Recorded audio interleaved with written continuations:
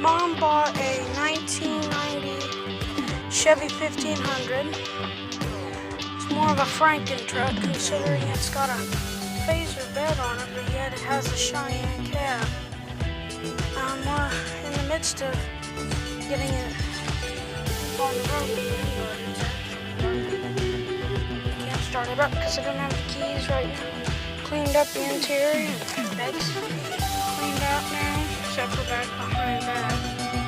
Bunch of water. It's in pretty good condition. It was a work truck, so it's actually kind of what you'd expect. Both mirrors were broken. It's a straight shift. That's about all for you guys.